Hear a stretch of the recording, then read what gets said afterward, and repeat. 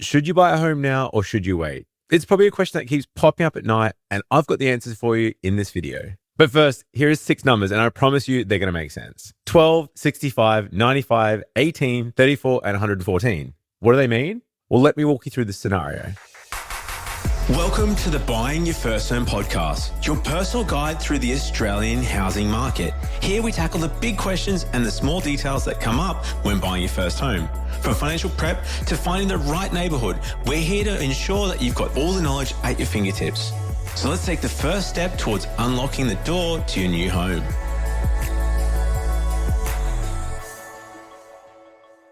Let's call our client John. 12 months ago, John was looking to buy an apartment. He saved $65,000 for his deposit, but he wanted to save a little more so he could buy a nicer apartment close to the city. And he's a pretty good saver, so he thought he could save another $30,000 in 12 months. We looked at different scenarios, and I even suggested potentially buying what he could afford and upgrading later, but he wasn't for that. He came back to me just a month ago, and he'd saved up that 30 grand, so now he had $95,000 in deposit. But since that initial conversation 12 months ago, Brisbane's unit asking price is nearly up 18%. I'm not making this up. This is straight from SUM Research's weekly price index. And at that time, he'd spent $34,000 on rent. 12 months ago, his deposit would have got him a nice apartment in the inner city ring. Let's say around $650,000. That same apartment today is now $760,000. So let's run the numbers. He saved 30 grand in 12 months. And in the meantime, he spent $34,000 on rent. And unit prices went up $110,000. So the 12 months he waited made him $114,000 worse off. It hurts, hey? He thought he was doing everything right, but if he'd bought a $650K unit 12 months ago, he would have built up $110,000 worth of equity, all instead of having to pay his landlord's mortgage. He would have been paying off his own. This is the reality of the Australian property market at the moment. In the last couple of years, property prices have been going up faster than most people can save. And I know it completely sucks. I speak to dozens of first home buyers every single week. But don't give up hope, because in the rest of this video, I'm going to walk you through all the tips, tricks, and loopholes you can use to get your leg up onto the property ladder. Let's start with the big one first. It's definitely a game changer. The First Home Guarantee Scheme is something that allows you to get in the market with a 5% deposit. Until the 1st of October 2025, it was pretty limited. There were only 35,000 spots, there's strict income limits. It was pretty much a lottery. But the new rules, there's unlimited places, there's no more lottery, you're going to get a spot. They've also removed the income caps. If you meet the criteria, you're eligible. There's also a higher price cap, up to $1 million in Brisbane, 1.5 in Sydney. It's pretty crazy. So October 1st was a pretty big day for my mate John, because this scheme is exactly what would have saved him from his $114,000 disaster. He didn't have access to it 12 months ago, but he does have access to it now. A year ago, when John was looking at that $650,000 apartment, he had the 10% deposit, but he earned $130,000 a year just over the $125 income cap. So he didn't qualify for the First Home Guarantee Scheme, which really left him with two options. Buy with a 10% deposit and pay about $17,000 in lender's mortgage insurance that goes straight to an insurer that you never see again. Or option 2, keep saving until you have the 20% deposit, another $65,000 to avoid the lender's mortgage insurance. In his case, he decided, well, I'm not throwing away $17,000 and I'll save more. And that decision cost him $114,000. But today, the new Home Guarantee Scheme killed the income cap. John, like a lot of first home buyers, qualifies for the First Home Guarantee Scheme. And he might not get that bigger apartment he's eyeing off, but he can get in the market with his $95,000 deposit. That's over 12% on the same apartment.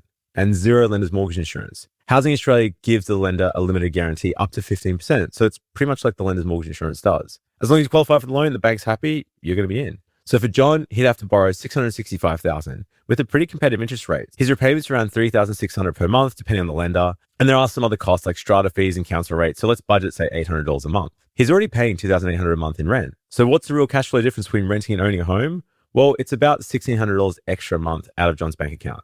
But he was a good saver. He was saving about $2,500 a month. This means after he's paying his mortgage, holding costs, strata, all that sort of stuff, he can still save $900 a month. Looking at this, and obviously this isn't advice, but in John's situation, he felt there's going to be way better owning than continuing to rent.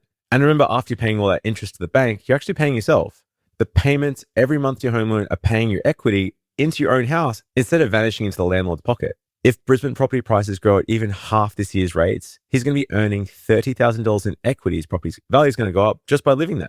If this scheme had existed a year ago, John could have bought that $650,000 apartment with his $65,000, but it didn't, and it exists now. Now look, I've got a sibling that's a bit of a bear, and I know what you might be thinking. What if prices drop? Okay, let's talk about that, because it's a legitimate fear. Could prices drop? Sure. Could they flatten? Sure. But let's look at what we actually know. Australia is short 200,000 houses right now, and construction is not even close to keeping up with our growing population. The last time we had this much housing shortage was just after World War II. This is supply and demand, economics 101. When there's more demand than supply, prices go up. But fine, let's say everyone's wrong. Let's say prices tank 5% in a year.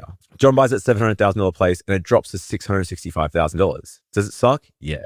But he still owns a home. He's still building equity every month from his repayment, and he's not hemorrhaging $34,000 a year to the landlord. And fast forward to 30 years, John will not have a mortgage. It'll be fully repaid potentially faster versus 30 years. If you continue renting, well, you're going to still be paying rent. And the reality is it's been a very long time since Australian properties had a protracted downturn. The last time Australian property prices crashed and stayed down for years was the 1970s, 50 years ago.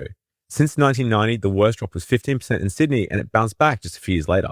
Compare that to waiting another year, burning another $34,000 in rent, and whoops, prices jumped another 10%. All right, that's enough theory. Here's what you're going to do and not think about what you're actually going to do. Move 1, find out if you qualify for the home guarantee scheme. This is the biggest break first home buyers have got in a decade. Move 2, have a chat to a mortgage broker and get pre-approved. If your ducks are in line, you've got your deposit, you're eligible, it's time to get ready and get moving. Pre-approval with a broker tells you exactly what you can afford.